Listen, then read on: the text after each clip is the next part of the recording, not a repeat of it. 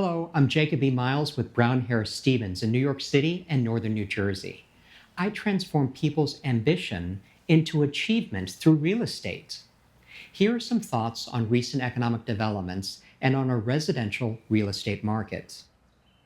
Well, you may agree that right now we're living in a remarkably uncertain economic and political time. Here's what we do know. The unveiling of the United States government's new import tariffs has not been received well around the world. For just one data point, you'll recall that on Thursday, April 3rd, U.S. equities plummeted in value more than at any other day since the start of COVID. Industries, including builders, have sped up their imports to stockpile, but assuming some derivation of these tariffs stick, the costs of imports will eventually increase, which can stimulate inflation, and which in turn often leads to higher mortgage interest rates. Typical leading economic indicators suggest that we are not pointing toward a recession, at least not yet. The collective award of Wall Street bonuses reached a record high in Q1 of this year. For many prospective buyers of New York City real estate, a good deal of their wealth is tied to the U.S. equities market, which has suffered significant declines recently. And 5, still prices for Manhattan sales and rentals that sell or that transact are currently at or near record highs, depending on the specific metric.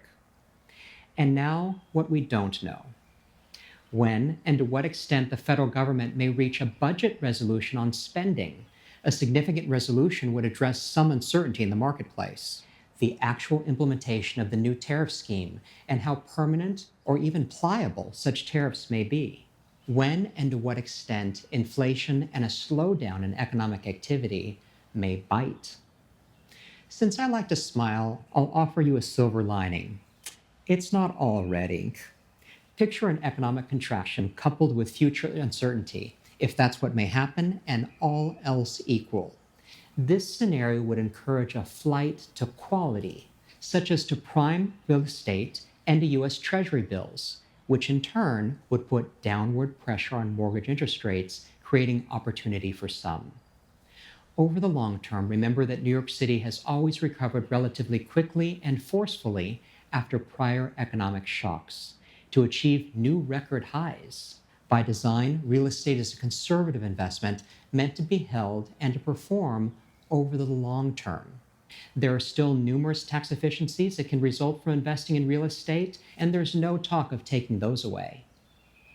In this newsletter, I include listings, economics reports, and news articles which you may find to be of interest. Feel free to click through them below.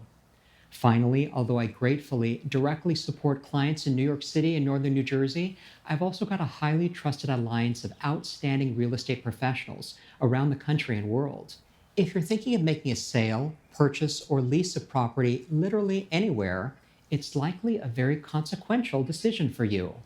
Why not consider a no obligation second opinion with a referral that I can make for you anywhere in the US or globally through our leading real estate companies of the world and Luxury Portfolio International memberships.